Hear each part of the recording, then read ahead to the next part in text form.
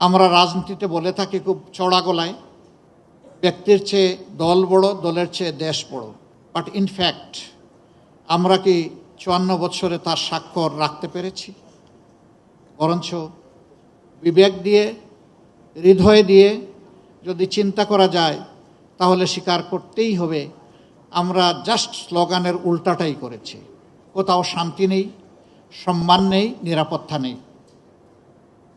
আজকে চতুর্দিকে আমাদের শিক্ষিত যুবক যুবতীদের বেকারত্বের যন্ত্রণায় হাহাকার। কেন?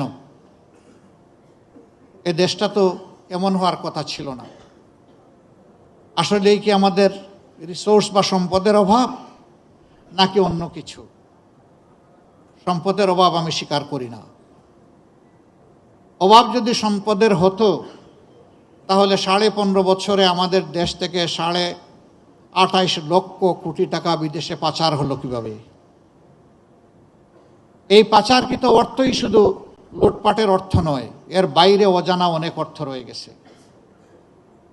আমাদের সংকট, আমাদের সমস্যা, আমাদের অভাব হচ্ছে দায়বদ্ধতা, সততা, চরিত্র এবং দেশপ্রেমের।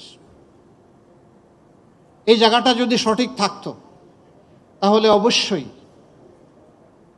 আমি কে এটা চিন্তা করার আগে আমি ভাবতাম আমার দেশটা কোথায়। আমরা রাজনীতিতে বলে থাকি খুব চড়া গলায়, ব্যক্তির চেয়ে দল বড়, দলের চেয়ে দেশ বড়। বাট ইনফ্যাক্ট আমরা কি 54 বছরে তার স্বাক্ষর রাখতে পেরেছি? বরঞ্চ বিবেক দিয়ে, হৃদয় দিয়ে যদি চিন্তা করা যায় তাহলে স্বীকার করতেই হবে আমরা জাস্ট স্লোগানের উল্টাটাই করেছি। আমার দেশের চেয়ে আমার দল বড়, দলের চেয়ে আমি বড়, এবং সেইটাই কর্মক্ষেত্রে বাস্তবে প্রমাণিত হয়েছে। এ বৈষম্য শুধু 54 বছরের বাংলাদেশে না, এর আগেও ছিল, তারও আগে ছিল। এই জন্যে 47 থেকে এই জাতির স্বাধীনতার সূচনা, পরবর্তী পর্যায়ে বঞ্চনার হাত ধরে আবার 71, এরপরে আবার দফায় দফায় অনেক গণ অভ্যুত্থান, এবং শেষ পর্যন্ত এসে ঠেকেছে 24-এ। এই 24-এ অতি সামান্য একটা দাবি নিয়ে আমাদের তরুণ এবং যুব সমাজ তারা প্রথমে আওয়াজ তুলেনি। তারা নিয়মতান্ত্রিকভাবেই চেয়েছিল যে দাবি 18 সালে মেনে নেওয়া হয়েছিল, সেই দাবিকে পাল্টে ফেলা হয়েছিল নিজেদের নিয়ন্ত্রিত কোর্টের ঘাড়ে বন্দুক রেখে তৎকালীন সরকারের পক্ষ থেকে। এই জন্যে 24 জুলাইতে আমাদের ছাত্র সমাজকে বাধ্য করা হয়েছে রাস্তায় নামতে।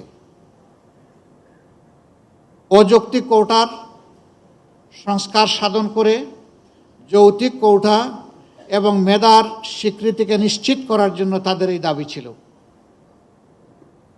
অতীতের মতোই সেই আবার গায়ের জোর, অস্ত্রের জোরে এই দাবিকেও দমিয়ে দেওয়ার চেষ্টা করা হলো। এই দাবি নিয়ে প্রথমে ঢাকা বিশ্ববিদ্যালয়ের ছাত্রছাত্রীরা তারা সোচ্চার হয়েছিল। পর্যায়ক্রমে সারা বাংলাদেশের 18 কোটি মানুষই তাদের সাথে সামিল হয়ে গেল, এবং এই দাবি আদায়ের পথে প্রথম যে বাঁক ছিল, টার্নিং পয়েন্ট ছিল 15 জুলাই রাতের বেলা ঢাকা বিশ্ববিদ্যালয়ে, যখন ছাত্রীদের উপর অত্যন্ত পৈশাচিক নির্মম কায়দায় তৎকালীন ফ্যাসিস্ট সরকারের লেলিয়ে দেওয়া লোকেগুলা ঝাঁপিয়ে পড়েছিল। আমাদের মেয়েদের গায়ে হাত লাগার সাথে সাথে সারা বাংলাদেশ সেদিন জ্বলে উঠেছিল। প্রতিটি ঘর থেকে প্রতিবাদের আওয়াজ উচ্চারিত হয়েছিল। তারপরের দিনই এইটাকেই সমর্থন জানিয়ে দেশের উত্তরাঞ্চলে উত্তর জনপদের গুরুত্বপূর্ণ শিক্ষা প্রতিষ্ঠান বেগম রোকেয়া বিশ্ববিদ্যালয়ের মেধাবী ছাত্র আবু সাইদ রাস্তায় এসে বলেছিল, হয় আমাকে আমার অধিকার দাও, না হয় আমাকে একটা গুলি দাও। সে আরও বলেছিল, এই যন্ত্রণার অমানিসার শেষ হবে কবে? বুকের ভিতরে তুমুল ঝড়, বুক পেতেছি গুলি কর। 1, 2, 3টা গুলি তার বুকে পড়ল এবং তাকে দুনিয়া থেকে বিদায় করে দেওয়া হলো। শেষ পর্যন্ত তার এই মার্ডারটি নিয়েও রাজনীতি করা হলো। অবশ্য সত্য আলটিমেটলি প্রতিষ্ঠিত হয়েছে।